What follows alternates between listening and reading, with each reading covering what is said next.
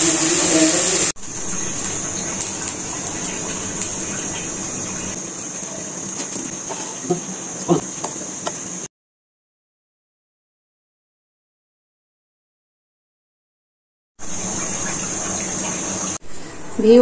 এই ডাউলটা রান্না করা অনেক সহজ। দেখুন, আমি শুধু ডাউলটাকে পরিষ্কার করে ঠান্ডা পানি দিয়ে ধুয়ে নিয়েছি, আর ধুয়ে আমার পরিমাণ মতো পানি দিতে হয়েছে। আপনাকে বুঝে নিতে হবে যে কতটুকু পানি দিলে ডালটা সিদ্ধ হয়ে যাবে এবং পানিটা শুকিয়ে যাবে না। সিদ্ধ হওয়ার পরে যে পানিটা এমন থাকবে। আমি এখানে এক্সট্রা কোনো পানি ব্যবহার করব না। এই যে ডালটা সিদ্ধ হওয়ার পরে ঝোলটা রয়ে গিয়েছে, এটাই ফলো করতে হবে। যেন পরিমাণ মতো পানিটা এমনভাবে দিতে হবে যেন সিদ্ধ হওয়ার পরেও পানিটা এভাবে থেকে যায়। আমরা করি না এমনটা যে ডালটা চুলাতে দিয়েছি, সামান্য পরিমাণ পানি দিয়েছি, ডালটা হয়তো সিদ্ধ হয়ে একেবারে কড়ার সঙ্গে লেগে গিয়েছে, তখন আমরা ঘুটনির সাহায্যে ঘুটে দিয়েছি। কিন্তু না, এটা কোনো ঘুটনির সাহায্যে ঘুটা হবে না। এটাকে জাস্ট পরিমাণ মতো পানি দিয়ে দিলে ওই পানির মধ্যে ডালটা সিদ্ধ হয়ে যাবে। এখানে কোনো ঘুটনি ব্যবহার করা হচ্ছে না। এই যে সিদ্ধ হয়ে গিয়েছে, এখন আমি এটাকে ঢেলে তেলে দিয়ে দেব। আমি তেলে 2টা শুকনো মরিচ ছিঁড়ে দিচ্ছি।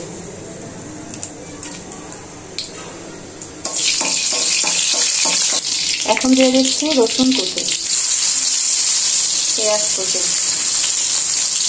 এই ডালে কাঁচামরিচ ব্যবহার করা হয়নি।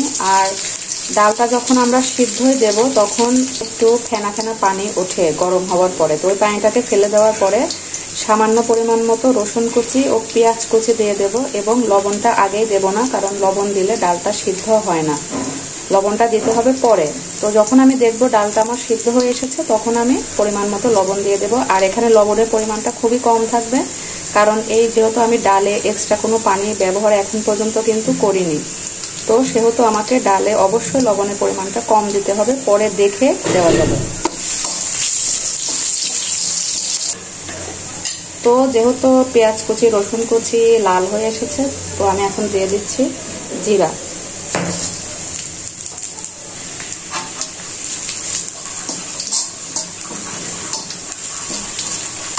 এখন ডালটা ঢেলে দিলাম।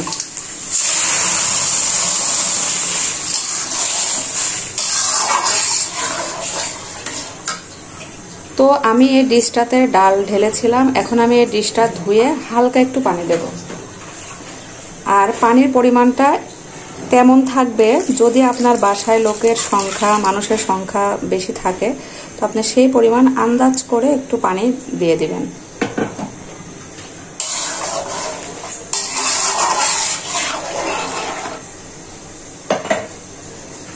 ডালটা তেলে দেওয়া শেষ। আর এই ডালটার হচ্ছে এক বলক উঠলেই নামিয়ে ফেলতে হবে, যখনই একবার ফুটে উঠবে নামিয়ে ফেলতে হবে। আর এটাই হচ্ছে আমার ডালের ম্যাজিক। এই ডালের রান্নার স্বাদটা খুবই অসাধারণ, আপনারা একবার বাসায় করে দেখতে পারেন। আর খুব অল্প সময়ের মধ্যে রান্নাটা কমপ্লিট করা যায়।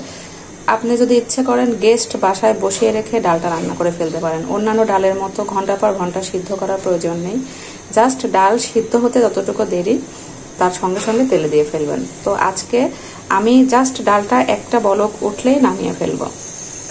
ডালটা নামানোর আগে অবশ্যই একটু লবণ চেক করে নেবেন, যদি লাগে লবণ পরিমাণ মতো দিয়ে দিবেন। তৈরি হয়ে গেল খুব সহজ পদ্ধতিতে মসুরের ডাউল রান্না। আর আমার ডাউল রান্না শেষ, কমপ্লিট। এখন আমি নামিয়ে ফেলছি, এক বলক উঠে গিয়েছে। এখন আরও একটি কথা বলবো আমি, যদি দেখেন যে ডাউলটা বেশি ঘন হয়ে এসেছে, আপনাদের হয়তো আর ডালটা শুকানোর পরে কিন্তু আরও একটু ঘন হয়ে আসবে, আর বেশি ঘন হয়ে এসেছে, লোক সংখ্যা অনেক, তবে তখন আপনি এই মুহূর্তেও একটু ডালে পানি দিতে পারেন। এটা ওরকম কিছু না যে স্বাদ হবে না, পানি দিলাম আরও ফোটাতে হবে না। ডালটা পানি দিয়ে হয়তো 2 থেকে 1 মিনিট জ্বালিয়ে নামিয়ে ফেলবেন। তো যেহেতু ডালের পানি পারফেক্ট আছে সেহেতু আর পানি এক্সট্রা দেইনি। আমার ডাল এখন রেডি, তো নামিয়ে ফেললাম। হয়ে গেল আজকের মসুরের ডাল খুব সহজ পদ্ধতিতে রান্না রেসিপি।